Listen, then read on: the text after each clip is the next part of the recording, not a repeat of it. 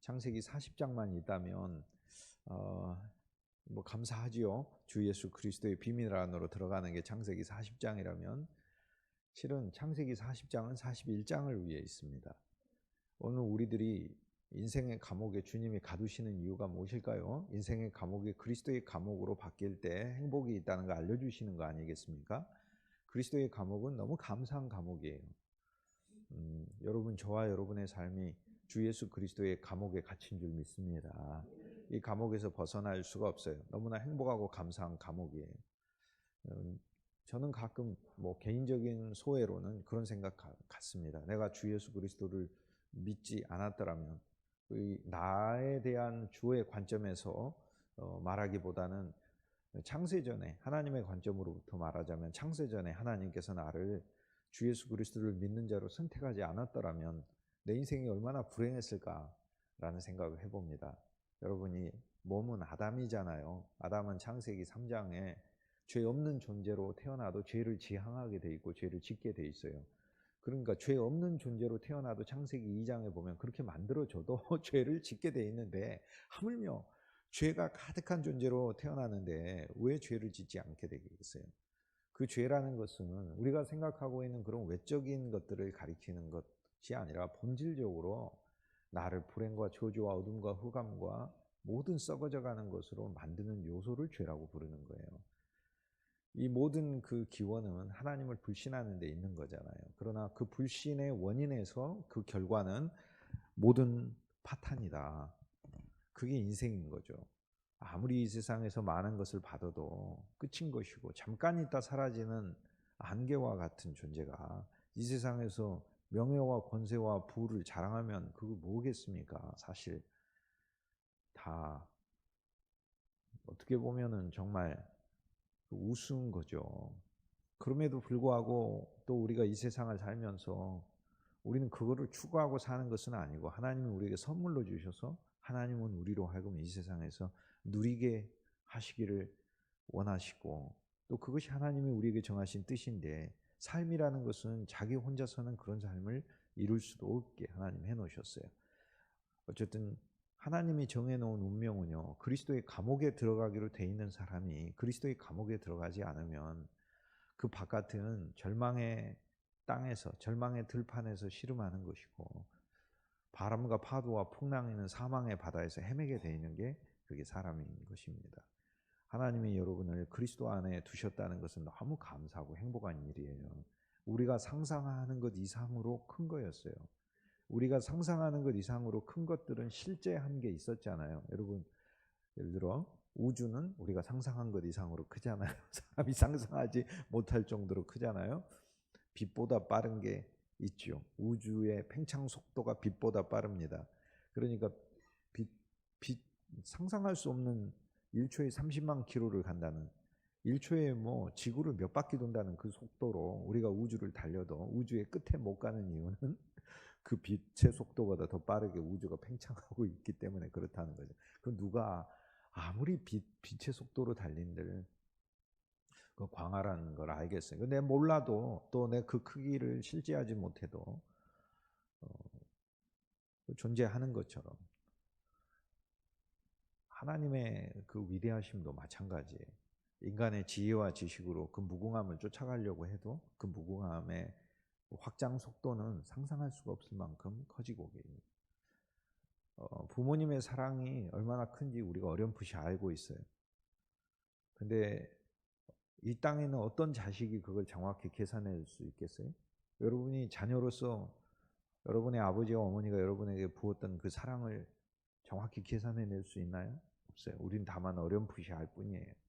진짜 나를 사랑하셨구나. 그렇게. 하나님의 사랑도 그런 것이고 우리가 그리스도 예수를 믿었을 때 주님이 우리에게 부으시는 풍성과 은혜도 그런 것이에요.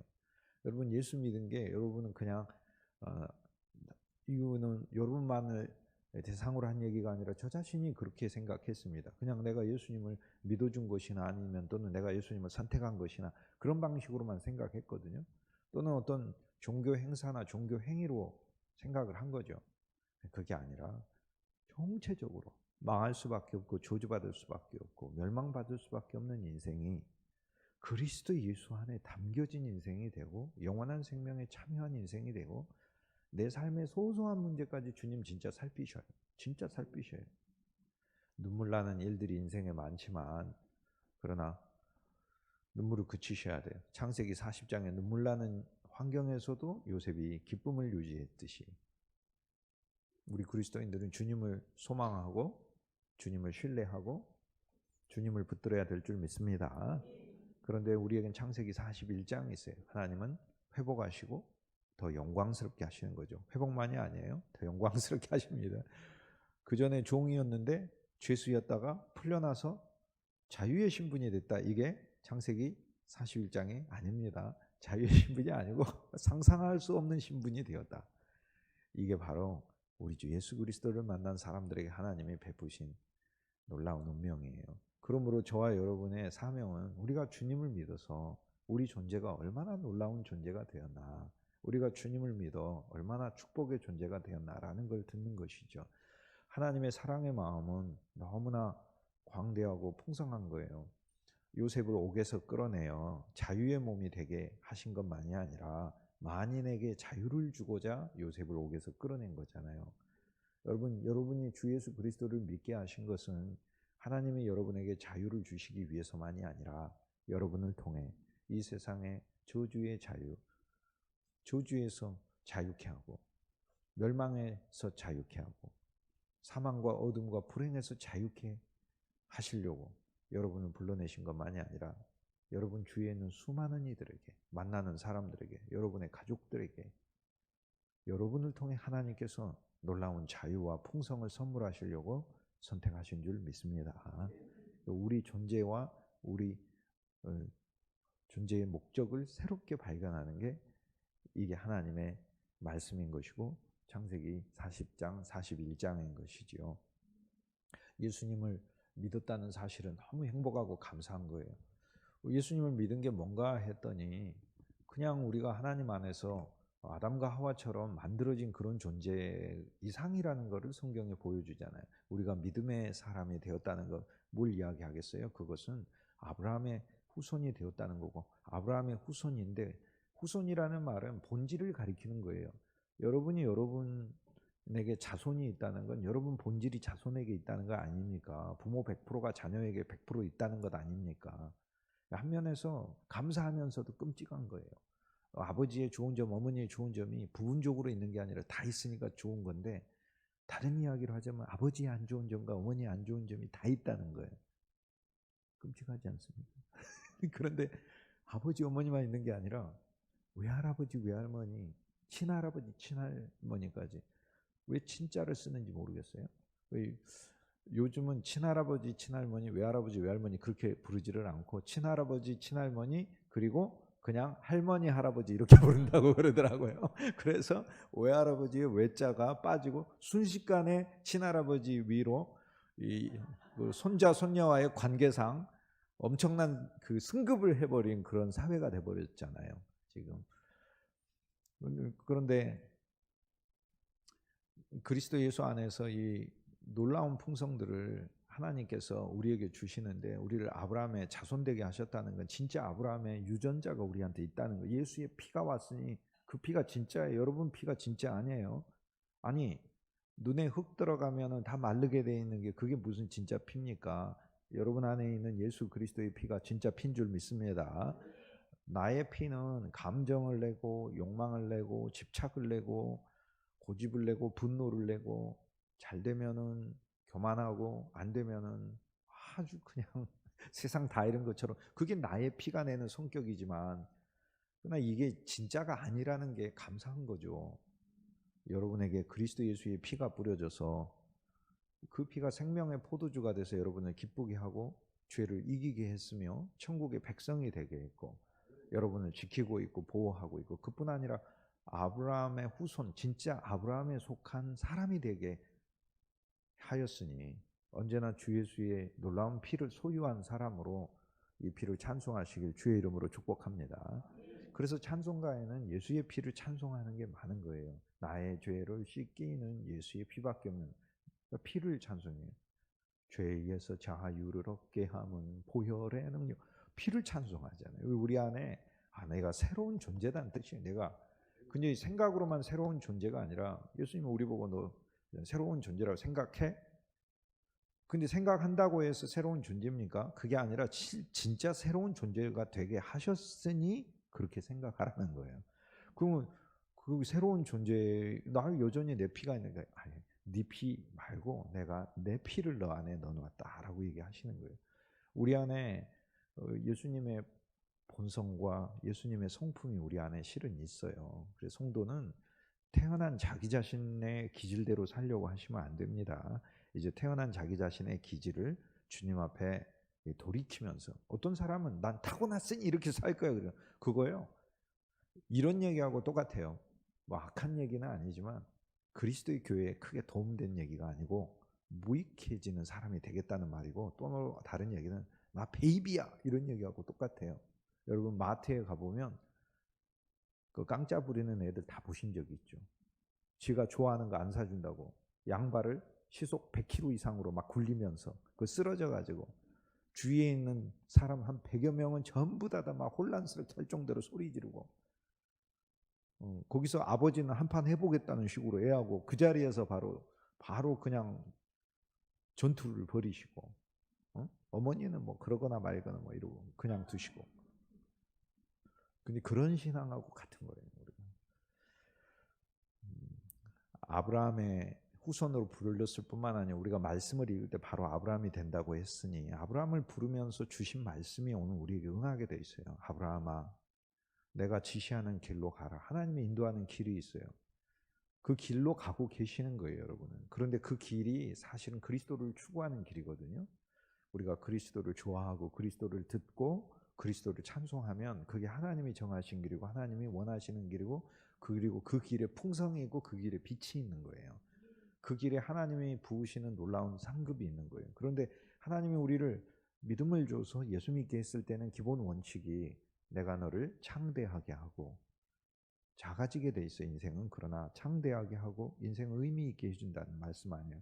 그리고 너의 후손을 복주고 그리고 너로 큰 나라를 이루고 하나님의 나라의 일꾼이 되게 하고 그 다음에 내가 너에게 복을 주어 복 자체가 되게 하고 너를 축복하는 자를 축복하게 하리라 라고 얘기하시죠.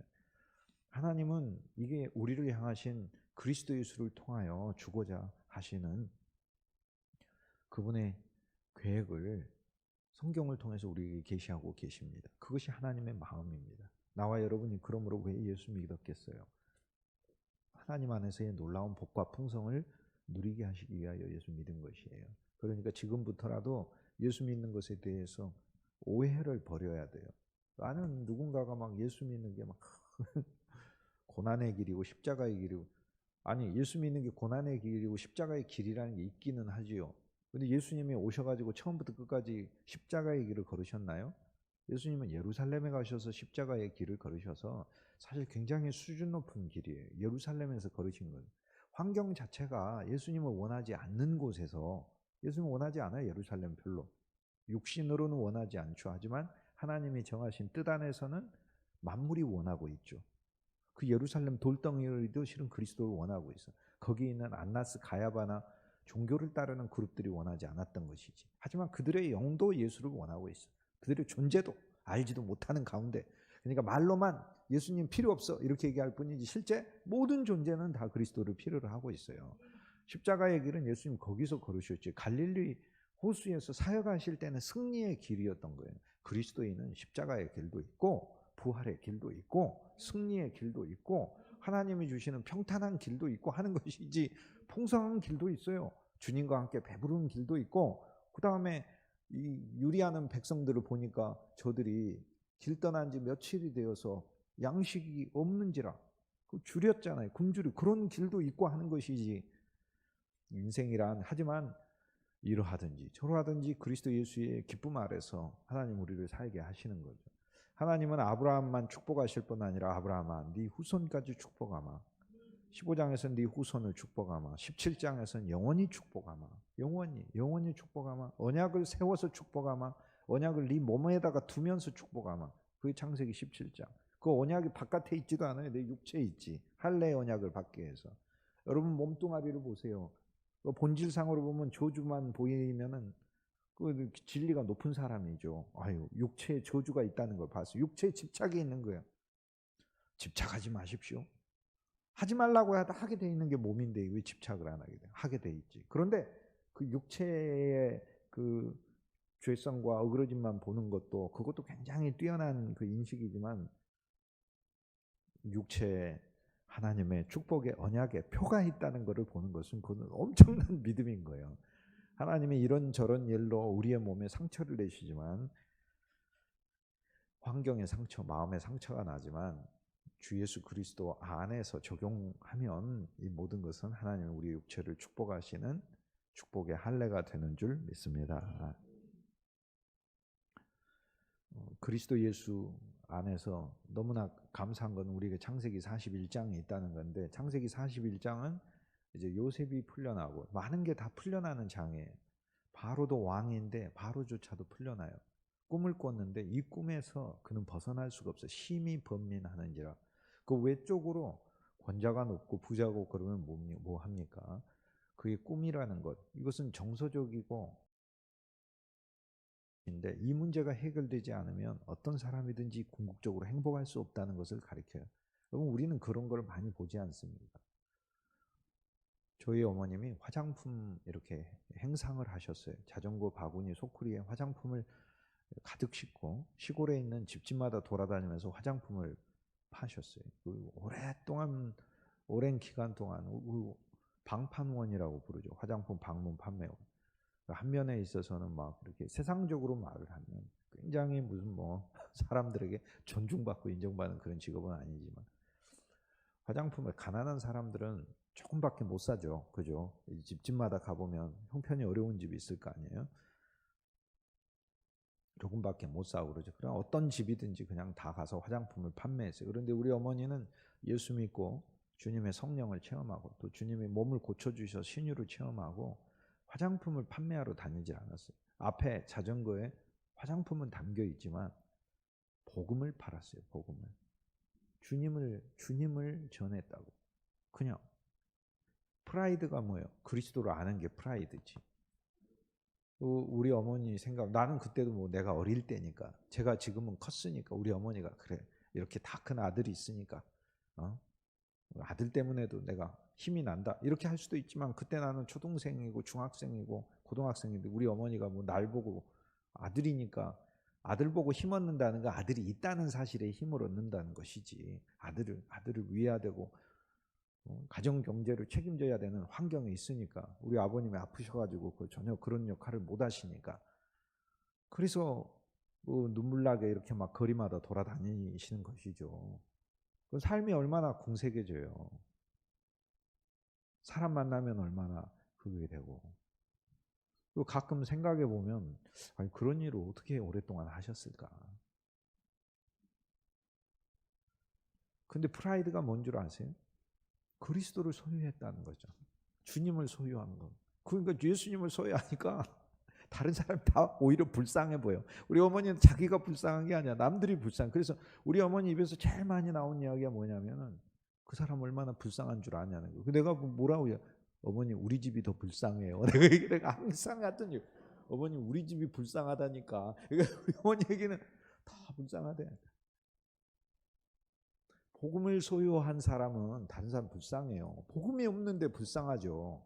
그래서 마을마다 집집마다 가서 아무리 부잣집이라 하더라도 부잣집에 왜 근심과 걱정이 없어? 다 있지. 자식이 걱정, 남편이 걱정, 아내가 걱정, 질병의 문제, 있어도 문제, 풍성해도 문제, 뭐가 잘 돼도 문제. 다 하나님이 동풍에 마른 이삭들과 동풍에 마른 파리하고 흉악하고 병든 소들을 보내시지 왜 안 보내셔? 당연히 그런 게 집집마다 다 있지.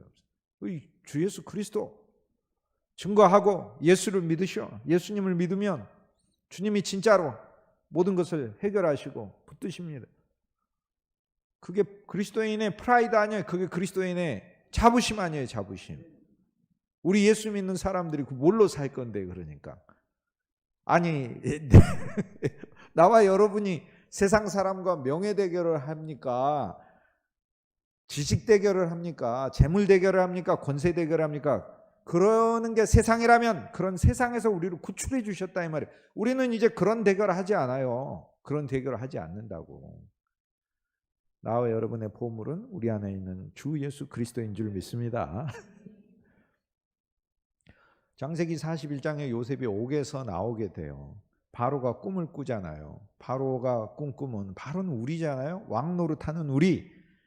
그런데 그리스도 안에서 왕 노릇해야지. 아담 안에서 왕 노릇하면 사망의 왕 노릇밖에 더합니까? 사망의 전파자인 사망의 왕이었던 내가 주 예수 그리스도를 만나 생명의 왕이 된다고 하셨으니 생명 안에서, 새로운 생명 안에서 우리는 통치하게 돼요. 이 세상에서 이렇게 끌려가는 존재가 아니라 진짜 하나님이 나에게 주신 강력한 믿음이 역사하여 정말 이 세상에서 주님이 주신 통치 생명이라고 그래서 환경이 이러한다 하더라도 그 안에서, 환경은 감옥이어도 요셉 보세요.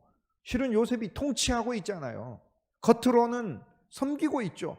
허드렛일하고 있죠. 하지만 영적으로 지도하고 있지 않습니까? 여러분과 내가 이 일터에서 우리 하는 일들이 어떤 사람들보다 훨씬 더 낮은 일일 수 있어요. 세상적으로 낮다는 거지. 하나님 앞에서는 뭐 높고 낮은 게 없어요. 하나님 앞에서는 교만한 게 낮은 거죠. 정확히 이야기하면 교만한 게 낮은 것이고, 하나님 앞에서는 겸손한 게 하나님이 귀히 보시는 고귀한 것이고, 그 하나님께는 기준이 다른 것이지만 세상에서는 다르게 보니까. 하지만 우리의 신분과 처지와 우리의 상황이 어떠하든지 간에 그리스도인은 영이 강하여 그곳에서 다른 사람들에게 복음을 증거하고, 예수의 생명이 내 안에 있고 주님이 나를 구원해 주셨고 그리스도 때문에 나는 행복하고 기쁜 인생임을 모든 이들에게 증거하는 인생이 될 수 있길 주의 이름으로 권면합니다. 그게 그리스도인 신앙인 것이. 창세기 41장에 바로가 꾼 두 꿈, 이 꿈은 요셉이 해몽을 해주죠. 요셉이 해몽을 해준다는 이야기는 그게 요셉의 꿈이 된다는 이야기입니다. 왜냐하면 꿈을 꾸면 뭐합니까? 꿈이 무슨 뜻인지도 모르는데. 그래서 이것이 요셉의 꿈이 되어준다는 것이고, 실제 요셉이 그 꿈의 실행자가 되잖아요. 바로가 어떤 꿈을 꿨어요? 바로가 꾼 꿈은 처음에는 소가 있었어요. 소가. 그죠? 그 소에 대한 꿈을 꾸고 그 다음에는 이삭에 대한 꿈을 꿨다고 하지 않습니까? 아름답고 살찐 소래요. 7이 있었어요.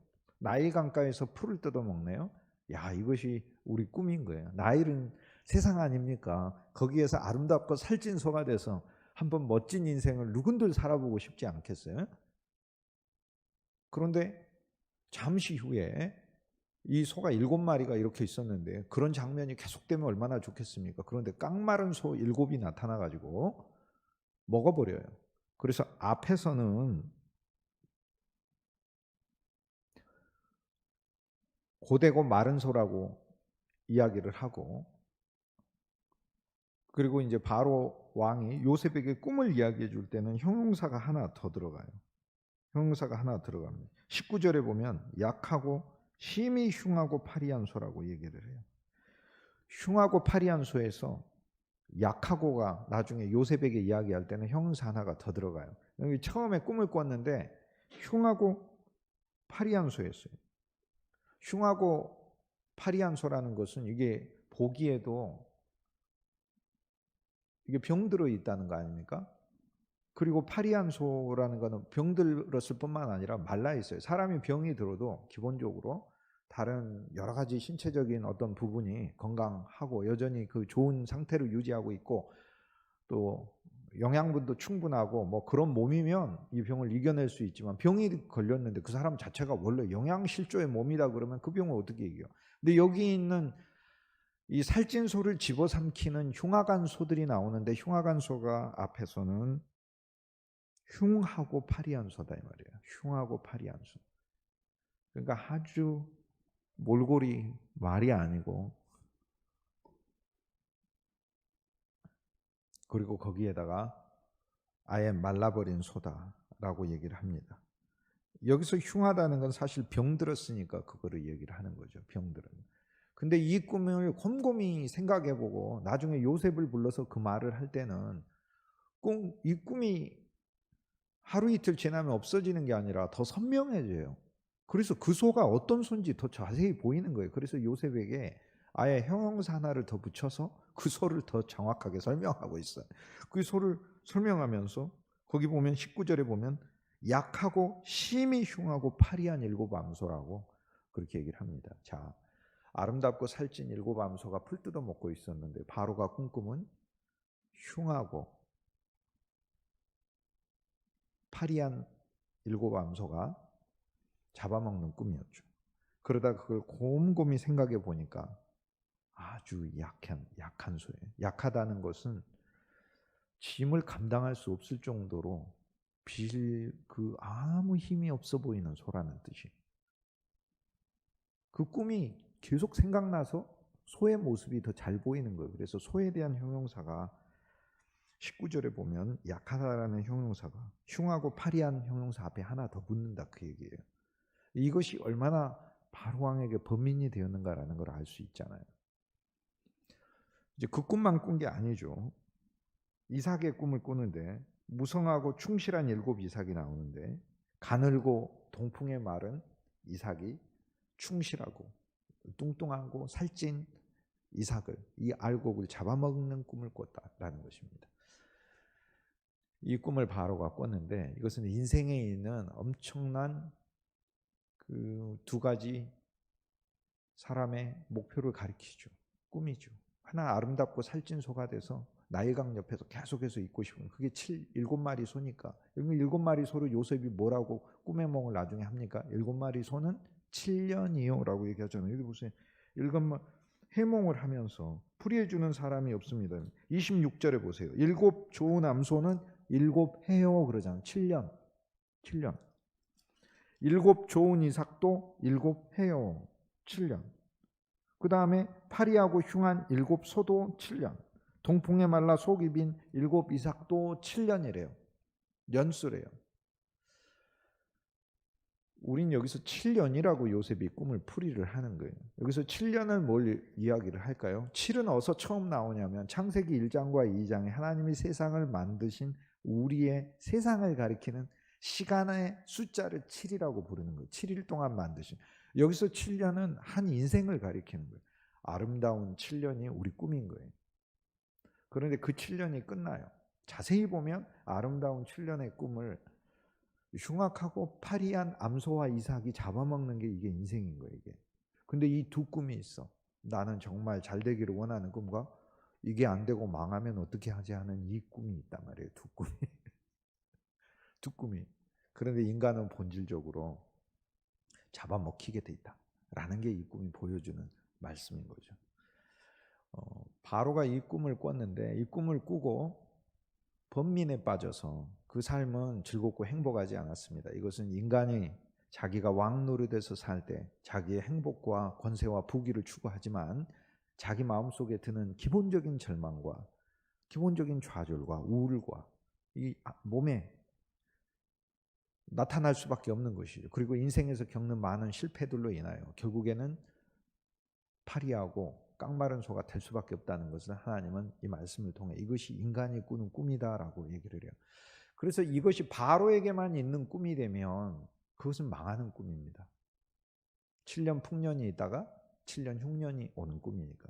인생이 자기 힘으로 잘 되는 것 같은데 그냥 멸망길로 간다는 겁니다. 그런데 이 꿈을 요셉에게 맡기면 생명의 꿈이 됩니다. 요셉에게 맡기면 요셉이 꿈의 몽을 하면서 파리한 7 소와 마른 7 이삭은 오히려 그 시기에 애굽의 백성들이 요셉을 통치자로 발견하게 되는 시기가 되는 거거든요. 요셉에게 오히려 다가오는 시기가 되고 요셉을 통해서 먹게 되는 해가 되는 것이거든요. 그전에는 자기들의 힘으로 먹는 해였고 이 7해 동안 흉년이 드는 이 기간 동안은 요셉을 통해서 먹는 해가 되는 거예요. 즉 하나님 안에서의 풍성을 누릴 줄 아는 삶으로 바뀌는 거예요. 그래서 여러분, 나와 여러분이 어떤 꿈을 가지고 있든 그리스도 예수께 드릴 수 있길 주의 이름으로 축복합니다. 꿈을 꿨어. 혼자 가지고 있는 게 번민이 있어. 혼자 가지고 있는 게 아니야. 그리스도를 불러내는데 어디서 불러내요? 옥에서 불러내잖아요. 요셉을 옥에서 불러내도 우리는 그리스도를 옥에서 불러내야 돼. 어떤 사람은 자기 마음의 감옥 안에 예수님을 가둬놓고 있어. 그래서 가둬놓고 가끔 와서 들여다보는 거예요. 잘 계시지요? 제가 다음 주일날 보도록 하겠습니다. 이렇게 해서 다음 주일날 11시에 보도록 하겠습니다. 이렇게 하는 거예요. 예수님 면회 시간이야. 가둬도. 여러분, 그리스도를 옥에서 여러분은 그리스도의 옥에 갇힐지 몰라도 그리스도를 옥에서 풀어놓아 여러분의 모든 사물을 관장하게 하시길 주의 이름으로 축복합니다. 모든 사물을 주님으로 하여금 관장. 그래서 요셉을 옥에서 나오게 했는데 이제 요셉의 복장이 바뀌었어요. 수염을 깎았고 옷을 갈아입었다는 이야기잖아요. 바로 앞에 서니까. 이거는 요셉의 모습이 바뀌고 요셉의 이미지가 바뀌었다는 건 우리 안에 계신 예수 그리스도에 대한 인식이 바뀐 것을 의미를 하는 거예요. 우리는 예수님이 전에 우리를 섬기는 신분인 줄 알았어. 그냥 십자가에서 죽으신 것도 뭐 죄로 인해 죽었거나 그런 정도로 알고 우리가 어려울 때 도와주는 존재, 이런 존재로 알았어. 그런데 우리가 진짜 요셉을 이끌어내면 창세기 41장에서는 이 요셉의 위치와 신분이 바로왕 앞에서 점점 달라져요. 내가 바로왕이야. 그런데 바로왕 앞에서 요셉의 신분이 달라지듯 진짜 내 인생에서 그리스도에 대한 나의 인식과 그리스도의 신분이 달라지는 것을 오늘 하나님 말씀이 계시해요. 그리고 나와 여러분을 그 신앙으로 초대하고 있다니까요. 예수님이 제자들한테 물으신 게 뭐예요? 3년 동안 데리고 다니시면서 가이사랴 필리포 가서 물은 질문이 뭐예요? 너희는 나를 누구라 하느냐라고 물었잖아요. 너희는 나를 누구라 하느냐? 너희는 나를 누구라 하느냐? 요셉이 누구인가? 오늘 이렇게 봤더니 술관원장이 뭐라고 해요? 술관원장이 바로에게 요셉을 소개하잖아요. 자, 술관원장, 우리가 그리스도 예수의 생명을 누리고 말씀을 누려서 주의 말씀에 취해 살면 저절로 우리의 생명은, 내적인 생명이신 우리 주 예수 그리스도는 바로와 같은 내 삶의 모든 문제와 근심을 취하게 돼 있어요. 그래서 내적인 생명은 나한테 그리스도를 더 계시하고 인도해요. 그래서 우리 삶은 주님께 더 가게 돼 있는 거예요. 그래서 제가 늘 강조하고 또 이 생명의 교회가 귀한 사역자를 통해서 늘 강조하는 것이 그리스도께 가자. 주의 생명을 늘 보도록 하자라고 하는 거예요. 그 생명은 저절로 바로인 우리들의 꿈을 듣게 돼 있다는 거예요. 그래서 우리는 그리스도를 더 이끌어내야 되는데 뭐 이끌어내는 거 뭐냐? 여러분 일하시죠? 일하는 현장에 그리스도를 대입하시고 하나하나 할 때 그리스도를 대입하시고 먹고 싶은 거 있을 때 주님께 아뢰시고 갖고 싶은 거 있을 때 주님께 아뢰시고 하는 일마다 주님을 초청하시고 초청이 아니라 그냥 같이 다니는 거죠. 초청이란 말 자체가 사실상 이게 초보적인 언어라니까 주님을 초청한다네. 주님을 초청하면 되겠습니까? 주 예수가 동행하면 어디든지 가야 되는 거지. 그러면 초청이란 건 오늘은 힘드시니까 집에서 쉬셨다가 제가 오후쯤 돼서 일 저 혼자서 한번 해보다가 안 되면 부르도록 하겠습니다. 이건 초청인 것이고 그게 아니라 주와 같이 길 가는 것 즐거운 일 아닌가? 한 걸음 한 걸음 주 예수와 같이 주 예수와 걷겠네. 이게 진짜 매일매일 동행이잖아요. 어떤 사무에서든지 예수님을 여러분 마음의 감옥에다가 가둬두고 이렇게 외면하지 말고 이끌어내세요. 그리고 그 예수님의 모습이 요셉의 모습이 달라지듯이 그 그리스도에 대한 나와 여러분의 인식이 지금 달라져야 돼요. 수염을 깎았잖아요. 나이 든 예수님이 아니라 젊은 예수님인 거예요. 왜 우리는 2000년 전에 예수님을 공부하고 있냐고요. 2000년 전에 예수님을 공부하는 이유가 뭐예요? 2000년 전에 그런 분이 있었다는 걸 아는 거예요. 수염이 2000년째 된 그분을 만나는 게 우리 일이냐고요. 그리스도는 어제나 오늘이나 동일하시니라. 2000년 전에 오셨다 하신 그 일은 영원한 말씀, 영원한 존재가 행한 사건을 영원한 사건이 되게 하시고 영원한 존재가 영원한 사건을 만들어 영원한 말씀 안에 담아서 시간과 소멸과 멸망할 수밖에 없고 사망할 수밖에 없는 내 존재에게 그 말씀을 보게 함으로 나를 영원한 존재가 되게 하고 영원한 생명을 갖게 하고 영원한 현재 안에 들어가게 하고 영원한 풍성 안에 우리 모두를 그분이 포함시킨 줄 믿습니다. 그러니 우리는 젊은 예수님을 믿는 거예요. 어디 가보면 과거를 추억하는 예수님을 믿고 있어요. 여러분에게 그리스도는 수염이 깎여진 그리스도입니까? 중고등학교 때 은혜 많이 받았다. 그게 중고등학교 때 은혜 많이 받은 거 그게 왜 지금 그래야 되는데? 은혜는 언제 받아야 되겠어요? 지금 이 자리 아니에요. 지금 이 자리. 요한복음 4장에 사마리아 여인이 예수님과 대화하면서 예수님 뭐라고 했어요? 너 매일 물 들어오니? 네가 내가 누군 줄 안다면, 그게 필요한 거. 우리는 그분이 누군 줄 안다면, 그냥 내가 단지 궁금해하는 거 대답해 주시는 분이 아니라 누군 줄 안다면 네가 나한테 생명수를 달라고 했을 것이다. 그냥 인생에 대한 문제 해결하는 이 정도가 아니라 본질적으로 영원히 목마르지 않는 생명수를 나한테 달라고 했을 것이다. 우린 진짜 그리스도가 내가 목마르지 않는 영원한 생명수로서 체험돼야 되는 거죠. 그 여인이 근데 주소서 했잖아요. 주소서. 자기에게 모든 문제가 있다는 거 주님이 다 알고 계시고, 내 문제를 치료하기 위해서 내가 하나님께 예배하는 것 외에는 없잖아요. 예배하는 자를 하나님께서 복되게 한다고 하셨으니, 예루살렘 성전에는 못 가도 사마리아에 있는 성전에는 가서 내가 예배를 드려. 그런데 가서 예배를 드리면 드릴수록 사람들이 그거 예배 잘못됐다고 그러는, 이 여인은 예배가 하나님 앞에 참돼야 내 삶이 바꿔질 거 아닙니까? 내가 하나님 앞에 찬송하는 이 찬송 예배가 하나님께 받아들여져야, 남편 5이 있었고 지금도 있는 사람도 남편이 아닌 정도의 삶을 살고 있으니 사람들로부터 뭐 존경을 받든 멸시를 받든 그런 차원을 떠나서 그런 이 비극과 불행의 굴레에서 벗어나야 될 거 아니에요. 그런데 그 방법이 예배라고 생각하고 예배드리고 있는데, 아니 예배 자체를 사람들이 공격하는데 그거 어떡하냐고. 그럼 어디 가서 예배를 드리냐고. 예루살렘 가면 받아주지도 않고 사마리아에서 예배드리면 가짜라고. 그러면 어디서 예배드리냐고. 어디서 예배. 그래서 그 여인이 하나님께 예배의 문제를 물어본 거예요.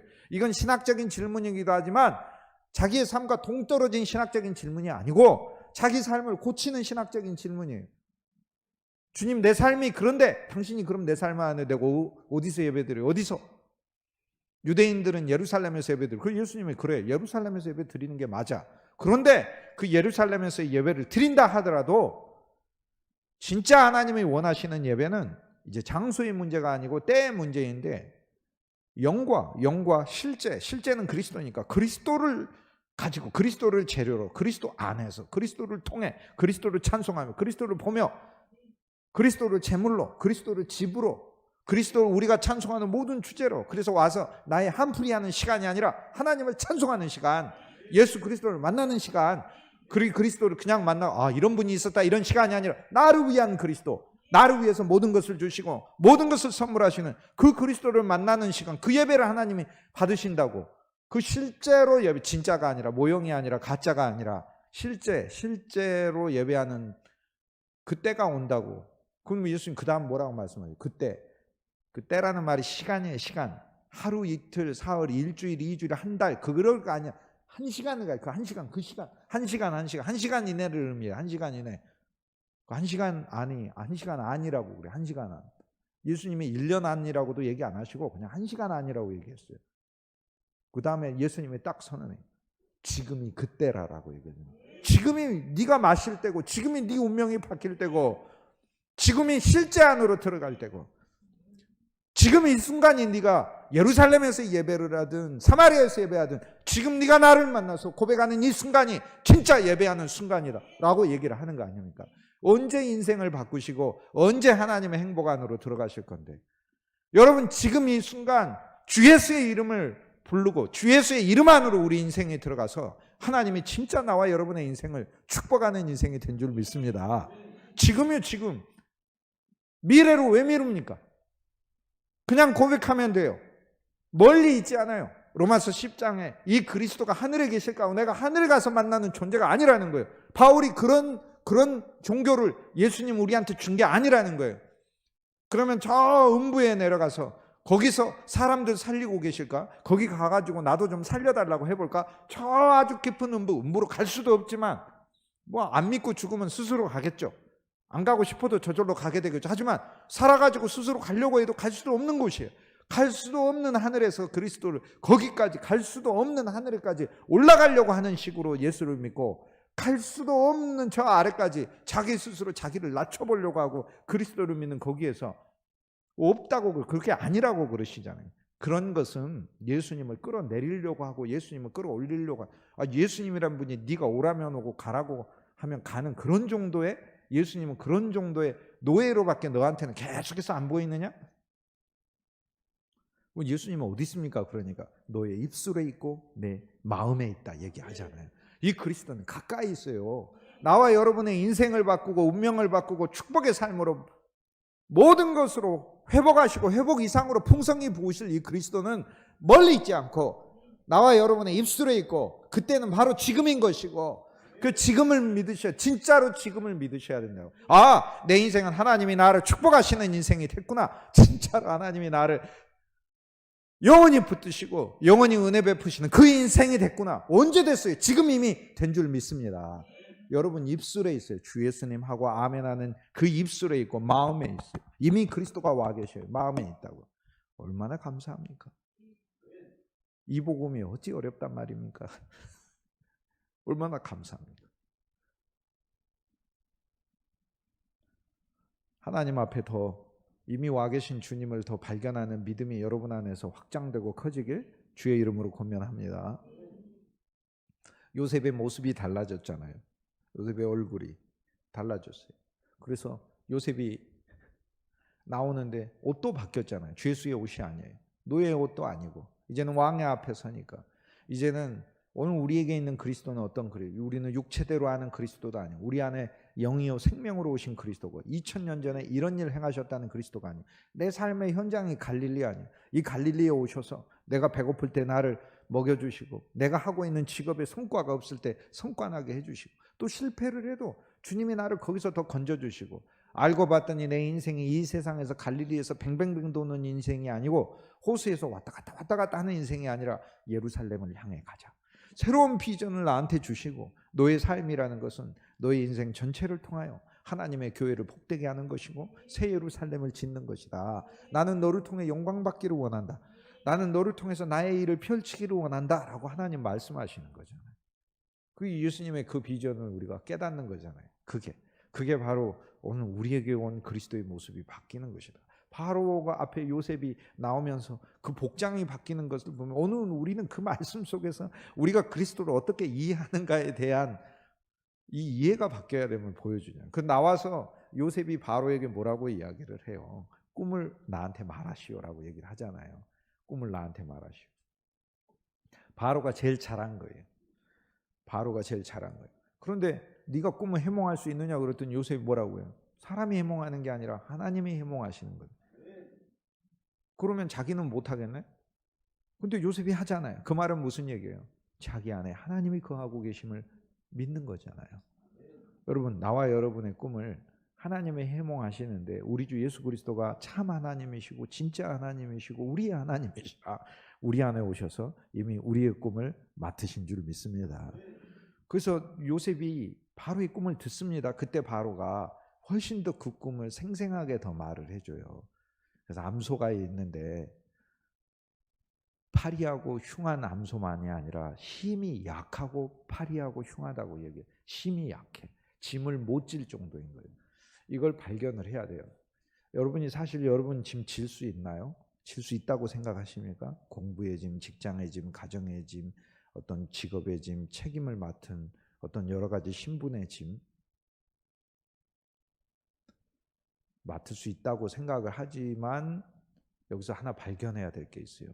힘이 약하고는 내가 이것을 맡기에 힘이 약하구나라는 것.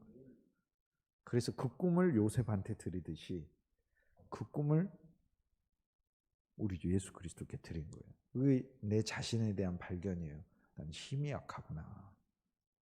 우리는 찬송을 부르잖아요. 우리들은 약하나 예수 권세 많도다. 그래서 꿈의梦만 해주시는 게 아니라 나중에 이 꿈을 이루잖아요. 요셉이 이루지 않습니까? 7년 풍년의 관리자가 되고 7년 흉년의 공급자가 되는 겁니다. 우리 인생이 정말 풍성할 때 그분이 관리자가 돼주셔요. 우리 인생이 흉악한 암소들과 깡마른 이삭이 텅 빈 이삭이 돼서 그런 존재가 될 때 그분이 관리하셔요. 그걸 막 감사합니까? 너무 감사한 거지. 예. 조금 더 구체적으로 자기의 존재에 대해서 요셉과 대화하면서 자기 꿈 아래 그 꿈 속에 그 꿈은 그 자신의 어떤 투영이니까 국가를 통치하는 이 일조차도 내 혼자서 할 수 없는 힘든 일이구나. 나는 힘이 약하구나. 그 다음에 흉한 것은 병들어서 얼굴이 상한 거 아니에요.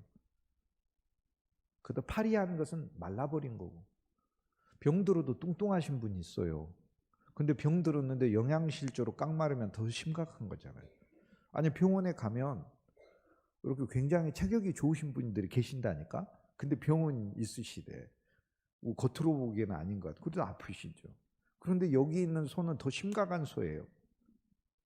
감당할 수도 없어. 정신적으로 약하고 육체적으로 약해. 그 다음 병들었어요. 병들었을 뿐 아니라 자체가 말라있어. 이 꿈을 보면 먹었대요. 앞에 있는 살찐 소를. 실은 이것이 하나님께서 요셉의 꿈을 이루가시는 과정인데요. 요셉이 이 꿈을 취했다는 것은 오늘 우리가 그리스도 예수 안에서 이 꿈을 가져야 된다는 것을 보여줘요. 여기 있는 풍성하고 살찐 소나 살찐 이삭들도 실은 우리들의 꿈이지만 오늘 하나님께서는 본질적으로 우리들이 그리스도 예수 안에서 살찐 소가 되어야 우리 주위에 있는 깡마른 소들이 우리를 먹어서 살 수 있다는 걸 보여주는 거예요. 왜 나의 자녀와 나의 아내와 나의 남편과 또 내 주위에 있는 친구들은 나를 통해 유익을 거두지 못하는가? 그건 내가 그리스도로 살찌지 않았기 때문에 그래요. 아담으로만 살쪄 있으니까 그러지. 아담으로 살쪄 있는 건 아담 안에 죄와 사망이 가득하니 먹어봐야 죄와 사망의 음식밖에 더 되겠어요. 여러분, 우린 창세기 41장에 오면서 너무나 풍성한 그리스도 예수 안에서의 항목들을 발견합니다. 자유를 발견하죠. 주님이 우리를 풀어놓으신 걸 발견하죠. 새로운 비전을 발견하죠. 주님의 풍요로운 7년의 인생을 발견하죠. 그러나 그리스도 없이 살면은 흉악한 소가 되는 인생이 있고 깡마른 텅 빈 껍데기 인생이 된다는 것도 보여줘. 그러나 요셉이 취하면 요셉이 관리하면서 모두를 풍성하게 되는 인생이 된다는 거예요. 풍년이들든 흉년이들든 요셉이 관리하기만 하면 모두가 먹고 살 수 있고 하나님을 찬송할 수 있는 행복한 인생이 된다는 걸 보여주고 있잖아요. 나와 여러분이 먼저 그리스도 예수를 먹어 풍성한 소가 될 수 있길 주의 이름으로 축복합니다. 성경에 나오는 모든 것은 실은 그리스도를 먼저 가리켜요. 골로새서 3장 11절 Christ is everything. 그리스도는 모든 것이라. 그리스도는 만유시라. 7년, 7회의 풍성한 소도 예수 그리스도. 예수님은 진짜 풍성한 소셨어요. 예수님 소잖아요, 소. 풍성한 소셨어요. 만인이 그를 먹었어요. 그의 말씀으로부터도 먹었고 그의 능력으로부터도 먹었어요. 그런데 예수님은 우리를 위하여 깡마르고 흉악하고 병든 소가 되셨어요. 십자가에서. 왜냐? 우리가 그런 존재니까. 그래서 우리의 연약함을 담당하셨다는 말은 뭐냐면 무슨 뜻이냐면 예수님이 강한 소인데 강한 소가 뚱뚱한 소를 먹었다는 게 아니고 깡마른 소를 먹었다는 게 아니고 뚱뚱한 소나 깡마른 소를 먹었다는 게 아니라 깡마른 소가 뚱뚱한 소를 먹었다고 그러죠. 그것은 무엇을 얘기하냐면 예수님은 십자가에서 자신이 풍성한 소로 죽으신 게 아니라 깡마른 우리 자체가 되어 죽으셨다는 거예요. 그러니까 깡마름이 죽은 것이고 병듦이 죽은 것이고 불행이 죽은 것이에요. 십자가에서. 주님이 우리 죄가 되셔서 죽으시고 죄인을 담당하시고 죄 자체가 되실 뿐 아니라 죄인인 나로서 죽으신 거예요. 주님. 그러므로 그가 능욕을 받으셔서 우리는 명예가 있고 그가 채찍에 맞아서 우리는 나음을 입었고 왜? 그분이 내 질병과 내 질고와 모든 것을 담당하셨기 때문에 담당하시고 십자가에서 죽으셨으니까 십자가는 끝낸 거 아닙니까? 이 땅에서 하나님이 들어버린 거 아닙니까? 나와 여러분이 사는 세상에서. 그래서 너무나 감사한 것이지요. 여러분 우리 주 예수 그리스도는 그리스도의 십자가에서 나와 여러분의 병듦과 나와 여러분의 연약함과 나와 여러분의 깡마름을 감당하신 소가 되셔서 죽으셨어요. 그래서 그리스도 예수 안에 끝났고 그리스도 예수의 무덤에서 우리는 함께 종결됐고 이제는 요셉의 관리자 안에서 주님이 우리를 풍성한 인생으로 부활의 인생으로 만드시는 줄 믿습니다.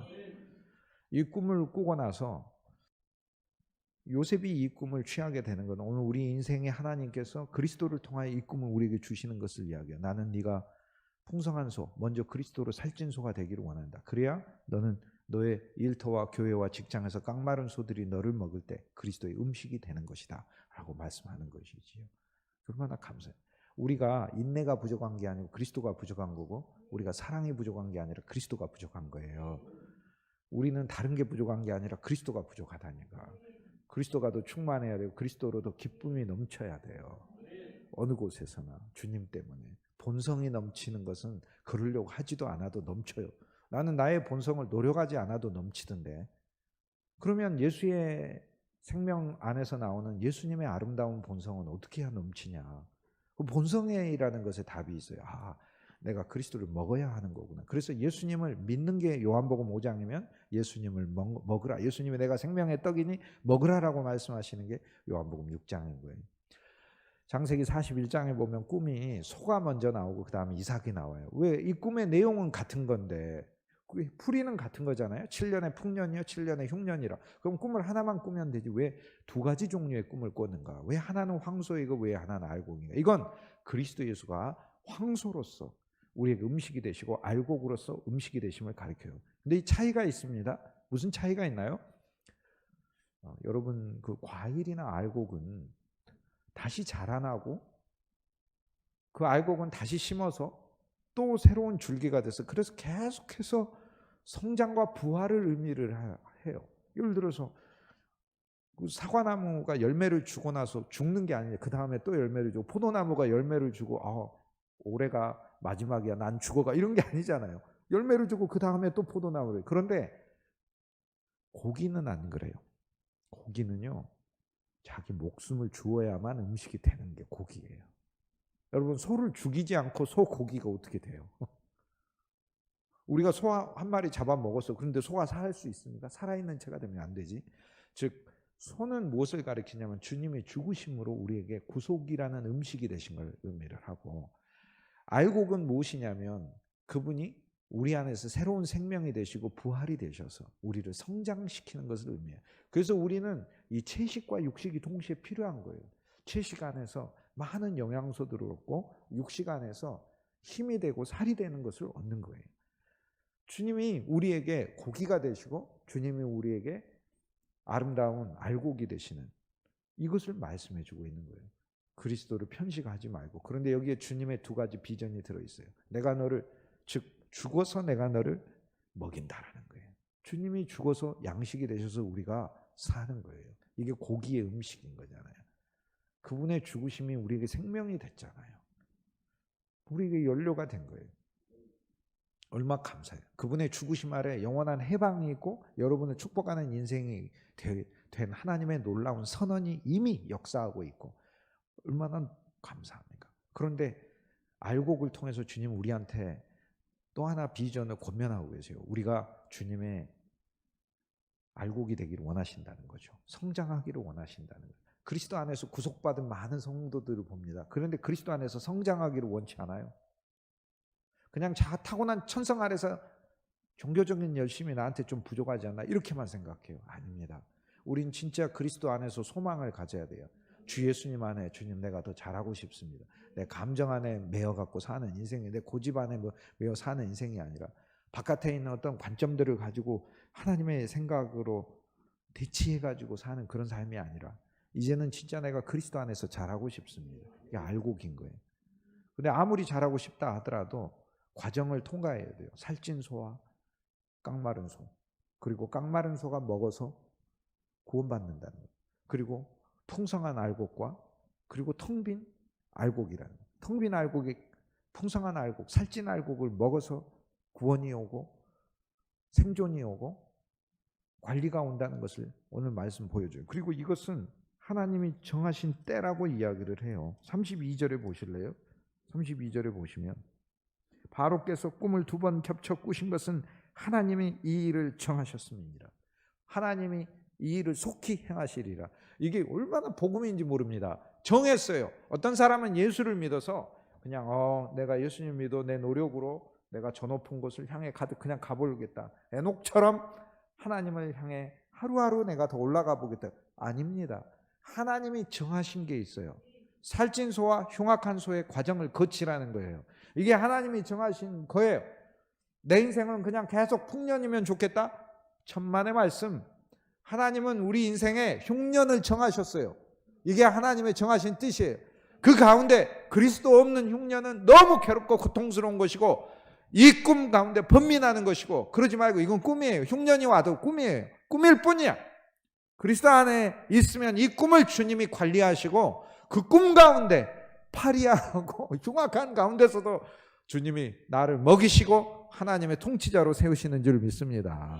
얼마나 감사한 꿈이. 이건 정하신 길이에요. 그래서 그냥 거룩해 주려고 하지 마세요. 그리스도의 십자가의 죽음을 통과해서 거룩해 주고 부활의 생명을 가져서 그리스도인은 성숙해지는 것이지, 자기 성격 조금 고치는 존재가 그게 그리스도인 거예요. 생명이라고 말을 할 때는 총체적으로 예수의 생명이 내 안에서 역사해서 이 생명에서 예수님의 성품을 내고 이 생명의 나를 지배하는 것을 의미를 해요. 그런데 그 풍성한 결과, 행복한 결과를 나한테 선물하신다는 거예요.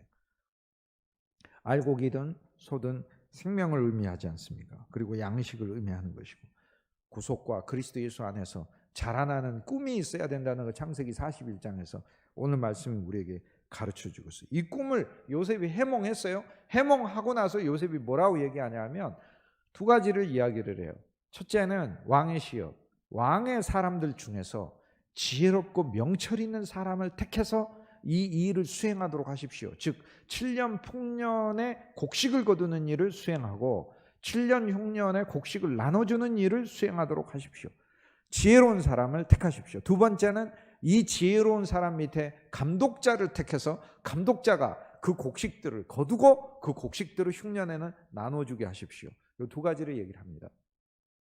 지혜로운 사람. 이제 우리 지혜로운 사람 택해야 돼요. 지혜와 명철이 있는 사람 택해야 돼요. 나와 여러분 바로입니다. 이 꿈을 들었어요. 우리가 그리스도 예수로부터 말씀을 들었어요. 근데 그리스도 예수가 이렇게 얘기하는 거예요.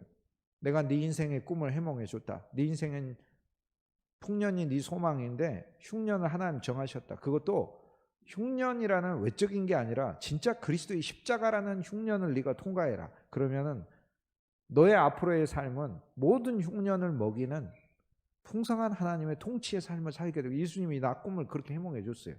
그럼 예수님께 내가 감사합니다. 제가 꿈 해몽 사례는 얼마나 드려야 될지 모르겠어요. 아무튼 헌금은 이번 주 안으로 보내도록 하겠습니다. 그렇게 하고 고생 많이 하셨습니다. 제가 아무튼 힘써서 알아서 해보겠습니다. 그게 아니잖아. 바로가 뭐를 했어요? 지혜롭고 명철한 자를 택하라고 요셉이 권하라니까. 애굽의 왕의 사람들이라고 얘기하잖아요. 왕의 사람 중에서. 33절에 보세요. 이건 정했다고 했죠. 33절에 보면 32절은 정했고 33절에 바로께서는 명철하고 지혜 있는 사람을 택하여 애굽 땅을 다스리게 하소서.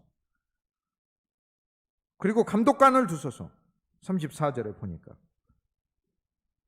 그런데 37절에 진짜 오늘 우리에게는 이것이 필요해요. 37절. 감사한 귀절이 여기에 몇 개가 있어요. 아까 우리가 함께 읽었던 말씀에 16절 말씀이 감사하고 37절 말씀이 되게 감사해요. 요셉이 바로에게 꿈을 나한테 말하십시오.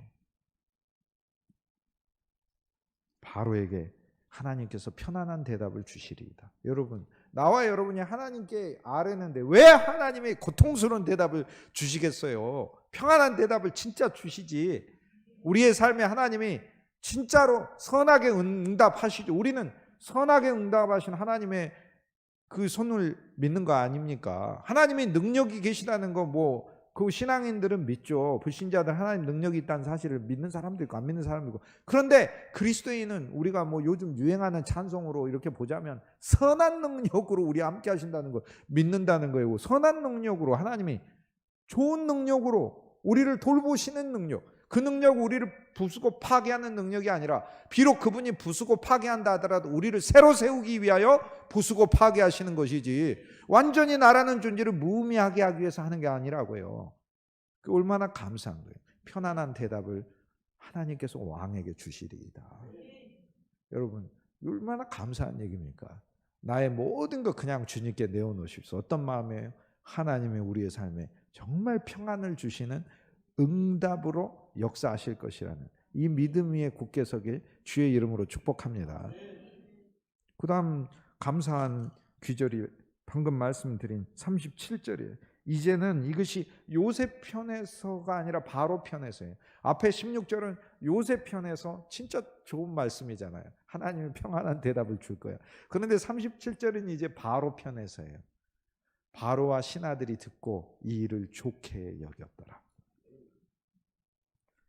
그리고 38절에 보면 이와 같이 하나님의 영에 감동된 사람은 어찌 찾을 수 있어요? 그러니까 좋게 여겼다는 그거는 해몽이 좋았다라는 것만 말하는 게 아니라 지금 앞에 있는 사람이 지혜롭고 명철한 사람을 왕이 선택하라고 하니까 좋게 여겼다는 이야기는 지금 앞에 있는 요셉이야말로 진짜 지혜롭고 명철이 있는 사람으로 좋게 여겼다는 거예요.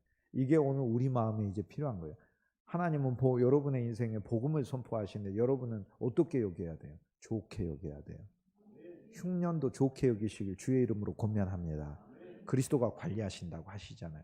사람을 선택할 이제 우리는 바로가 요셉을 선택했듯 당신이 이 일을 맡아주십시오 라고 하는 거죠. 당신이 이 일을 맡아주십시오. 얼마나 감사합니까?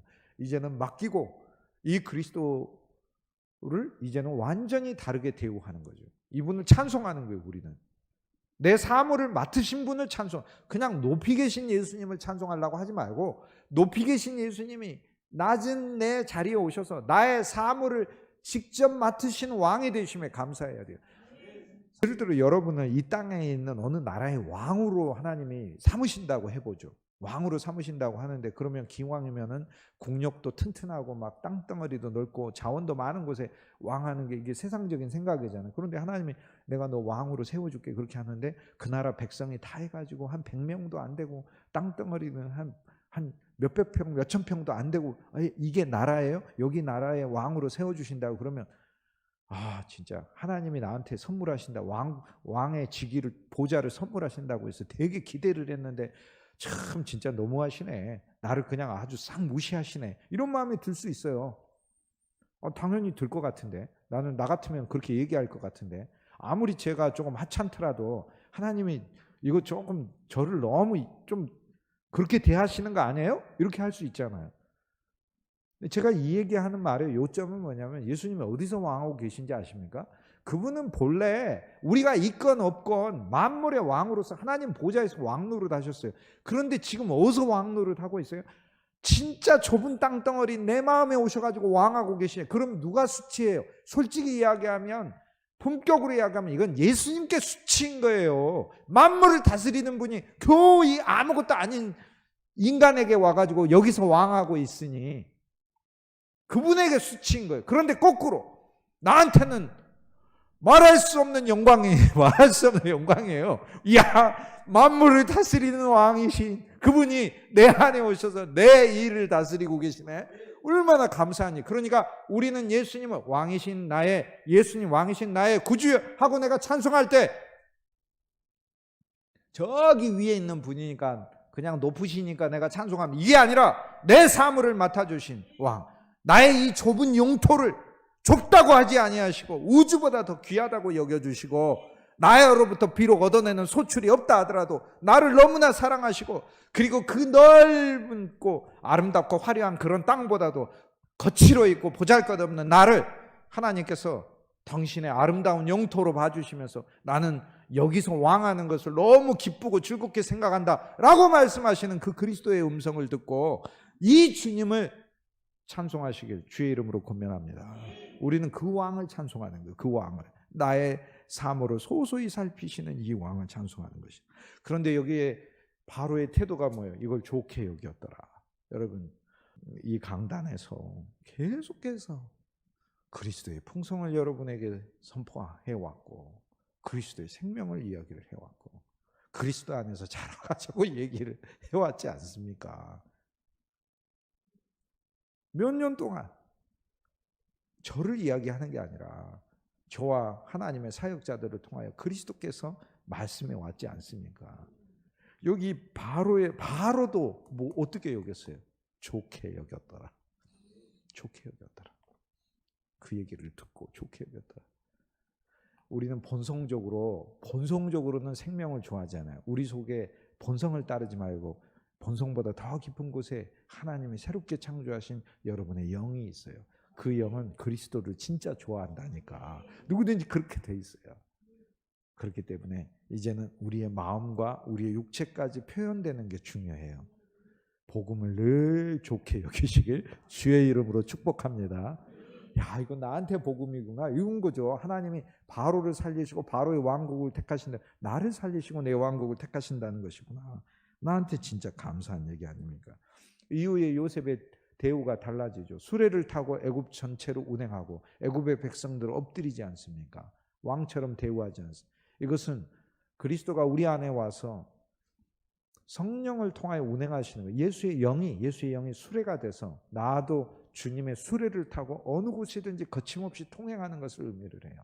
이게 움츠려서 자기 방 안에서, 자기 마음의 방 안에서, 그나마 자기 방도 아니야, 자기 마음의 방 안으로 들어가 버리면 그 방에서 안 나오는 게 문제가 아니라 어떤 것도 못하는 존재가 돼.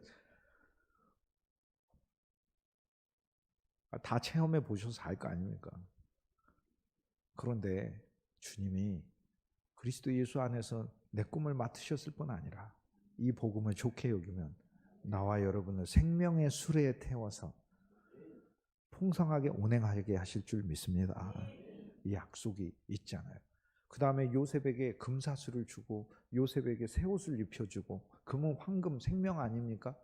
하나님의 생명이고 하나님의 생명의 사슬로 모두에게 보이는 권위를 주고 새 옷을 주고, 이 요셉은 요셉만 의미하는 게 요셉 우리 그리스도 예수 우린 연합된 거라니까. 섞여가지고 하나라고요. 예수님하고 나하고 이렇게 처음에는 친하게 지내자 그랬는데 친하게 지내자였어요. 우리 친하게 지내자, 이게 이제 처음 출발할 때 그렇게 시작하는 거예요. 갈릴리 호수에서. 그런데 요한복음 15장에서 보니까 주님이 선물을 하나 하시네. 너희가 내 안에 내가 너희 안에. 아버지와 내가 하나 된 것처럼 너희와 나도 하나다. 세상에서 절대 분리할 수 없는 게 아버지와 아들이에요. 그 아버지와 아들의 그 하나의 하나라니까. 삼위일체 하나라니까. 분리 자체가 안 되는 하나라니까. 그런데 그 아버지와 아들의 연합함, 그 연합하고 똑같은 연합이 그리스도와 예수의 우리 하나됨이. 이 하나됨을 하나님이 선물해서, 그러니까 오늘 우리들이 인식이 뜨이면 내가 이 세상을 홀로 산 게 아니라 예수님과 연합돼서 이미 인생을 살고 있다는 걸 하나님이 우리 눈을 열어주면, 내가 그리스도 안에 쌓여 있고 내 안에도 그리스도가 계시고 그리스도가 나를 투과해 계시고 그리스도가 나를 바치고 계시고. 그래서 모세가 이스라엘 백성들에게 한 말, 이스라엘 별명 여수르냐 이스라엘아 너희는 행복한 사람이로다. 하나님이 내 눈을 열어서 보니까 여호와가 네 위에서도 계시고 네 앞에서도 계시고 네 뒤에서도 계시고 그렇게 하신다는 거예요. 근데 구약보다 하나 더 전진되고 우리 안에도 계신다는 거지. 우리 안에도 총체적으로. 그뿐 아니라 아예 구약은 율법의 언약이니까 행위대로 하고 문자대로 하면 떠나버리시지만 우리는 은혜와 생명이기 때문에, 은혜와 생명이란, 이거 생명은 엄청난 거예요. 생명은 어떻게 되돌릴 수가 없는 게 생명입니다. 여러분이 어떻게 되돌립니까? 이 생명은. 여러분이 예를 들어 여러분 자녀를 낳는데 그 생명의 관계인데 자녀가 아니라고 할 수 있습니까? 그 생명으로 그건 어떻게 할 수가 없는 거라니까. 법적인 거면 아니라고 할 수 있죠. 법으로 끝내 이렇게 되지만 진짜 내가 태어난 애인데 그거는 법의 영역이 아니에요. 그건 존재를 어떻게 할 수가 없는 거예요. 그게 바로 생명의 관계. 예수님 안에서 우리가 그분의 새로운 생명을 갖게 되었다는 것은 그런 존재가 되었다는 거. 하나님과 우리는 내 인생을 뭐 책임진다 이런 얘기조차도 사실 초보적인 이야기가 돼버리는 그런 관계가 되었다는 거예요. 예수님과 나는 아예 하나가 되었으니 요셉에게 금사슬을 주고 새 옷을 입히고 권위를 주고 수레를 주고 애굽 전체를 운행하게 하는 것은 그리스도 예수와 연합한 우리가 오늘 41장의 놀라운 부활 생명 아래서 세상을 확신 있게 생활할 수 있게 하고 하나님을 신뢰하며 생활할 수 있고 하고, 하나님이 내게 명예를 주셨고 새 옷을 그리스도로 옷 입혀 놓으셨고 부끄러움이 있어도 그리스도로 옷 입고 다니고 하나님의 생명으로 어디 곳에서든지 자랑스럽게 이 생명을 자랑하면서 가죠. 옛 생명은 부끄러운 것이지만 나한테 온 예수의 새로운 생명은 자랑할 수 있는 생명이 됐잖아요. 얼마나 감사합니까? 말씀의 결론은 바로 그 뒷부분에 있는데, 거기는 나중에 강단에서 더 깊게 그 말씀들을 누리도록 하시고, 뒷부분에 보면은 요셉이 결혼하는 이야기가 나오잖아요. 이 모든 것은 그리스도와의 결혼을 위한 거예요. 이것이 목적입니다. 이게 창세기 41장에 숨겨져 있는 비밀이에요. 애굽에 있는 모든 백성을 먹이기를 원하시는 게 하나님의 나와 여러분에게 주고자 하시는 뜻이에요. 그 나 혼자만 뭐 먹고 사는 그런 차원이 아니라, 나 힘든데 내가 예수 믿어 은혜 받아야 되겠어. 나 너무 아프고 그런데 내가 이 아픈 데서 내가 나아야 되겠어. 내 어려움이 있는데 여기서 해결함 받고 싶어. 이런 정도로 우린 예수 믿는 게 아니에요. 하나님은 아예 내가 깡마른 소일수록 좋아요. 살찐 소인 나를 먹으라. 그리스도를 먹어서 그래서 나를 통하여 7년, 6년을 만난 인생들이 하나님의 나를 감독관으로 쓰셔가지고 그분이 통치자이시고 감독관을 두라고 하니까 나눠줄 감독관 청직이 아닙니까? 우리가 예수 그리스도의 풍성을 나눠주는 자가 돼야지. 자기 감정 나눠주는 자가 돼. 자기 혈기 나눠주는 자가 돼서야 되겠습니다. 자기 세상 지식을 나눠줘봐야 그 뭐 어디다가 뭘 얼마나 많이 쓸 건데. 하나님의 은혜와 사랑과 그리스도 안에 넘치는 감사와 기쁨과 평강을 나눠주는 저와 여러분이 될 수 있길 주의 이름으로 권면합니다.